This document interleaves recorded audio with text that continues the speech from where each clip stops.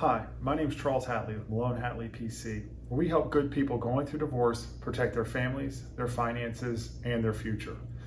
Today, we're going to talk briefly about protecting your finances. That is actually one of the most common questions we get when we talk to potential new clients, is how do I protect my money going through divorce? How do I come out of the other end not being destitute? In order to answer that question, we first must understand what are the finances of the marriage. The finances of the marriage really spread out to all the value of the marriage, the equity in the home, the value of the cars, the value of any asset you have, how much money you have in the bank, retirement accounts, and how much money you're making. We want to know what is the marital share of all assets. The marital share is simply what did the asset become worth during the marriage. A really simple example is a retirement account. If you open a retirement account prior to getting married, any money that you put into that retirement account prior to marriage would not be part of the entire marital estate, just what was put into the retirement account during marriage and how much that money grew. This works the same way for houses, cars, or anything else that you may have purchased during the marriage. We get the marital value of it. We say, look, this is what you're looking at and having to divide during the marital estate.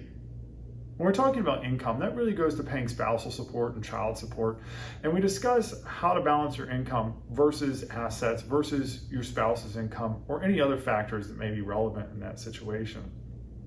In protecting your assets, it's also important to protect your assets while you're going through the divorce process to make sure that not a lot of debt is run up. In order to do that, we advise our clients to pull a credit report immediately, to understand all open accounts in their name, unsecured debt, credit cards, checking accounts, just anything that could be used against them later. And as we're getting towards the end of the divorce process, heading towards separation or heading towards a divorce trial, we pull another credit report and we compare the two. Hopefully during the divorce process, there's been no unknown accounts opened in your name, but the reality is your spouse probably has the information required in order to open an account in your name. And we want to make sure that that didn't happen, because in that scenario, the court could very likely order that the debt be paid from the joint equity of the house or the joint equity of the assets, even though one party ran up to the debt.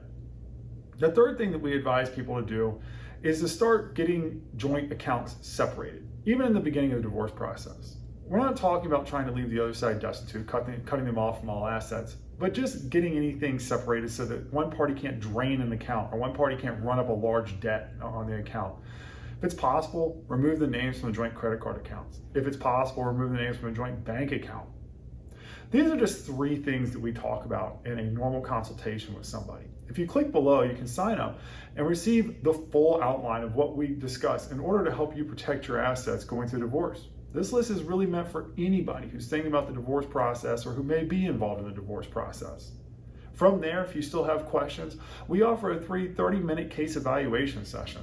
You come in by phone, Zoom, or in person, we discuss your case, and we really give you the best advice that we have in order to move forward through this process the best way possible.